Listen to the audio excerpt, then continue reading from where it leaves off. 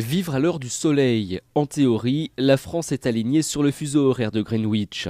Oui, mais voilà, depuis 1976, il faut ajouter 1 heure en hiver et même 2 en été. Un stratagème censé réduire la consommation énergétique. Mais certaines associations pensent que ce décalage horaire est tout simplement nocif pour la santé.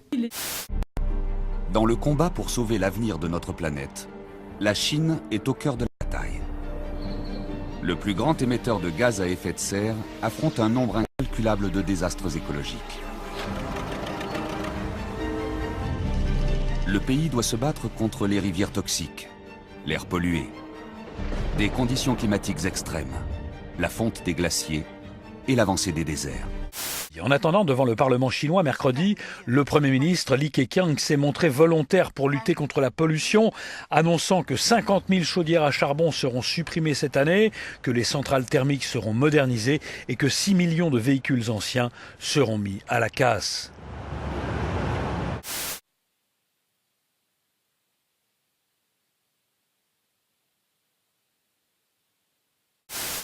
Avec ces tonnes de problèmes environnementaux, les autorités se sont enfin décidées à faire le ménage. C'est l'une des tâches colossales de la Chine. Et le maire de la ville a le poids d'une nation sur les épaules. La pression sur les ressources comme l'air et l'eau signifie qu'il y a des problèmes massifs de pollution de ce côté-là. L'immense population plus les demandes de l'industrie et du commerce rendent difficiles les économies d'énergie et la réduction des rejets polluants.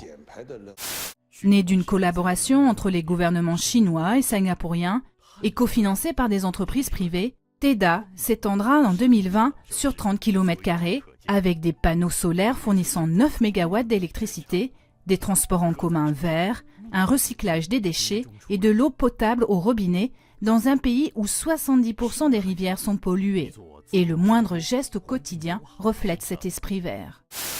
Éteignez les lumières, s'il vous plaît.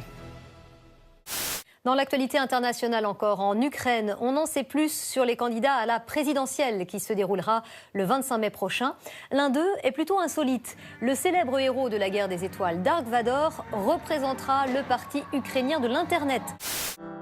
Unicité a contribué au Windows Farm. Qu'est-ce que c'est en quelques mots les Windows Farm? Alors le Windows Farm, c'est un dispositif qui a été inventé aux États-Unis.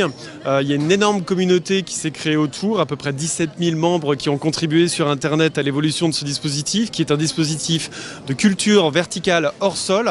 Donc on évite la pollution, en même temps on a un système d'eau qui percole de bouteille en bouteille, qu'on peut avoir sur sa tringlerie d'eau chez soi, qui va bénéficier de la lumière, qui ne va pas avoir une trop grande consommation d'eau. Et l'installation qu'on peut avoir, comme celle qu'il y a derrière moi, a coûté à peu près 3 €. Il faut juste rajouter les plantes dedans, mais les plantes, si on s'en occupe bien, on peut les avoir pendant des années.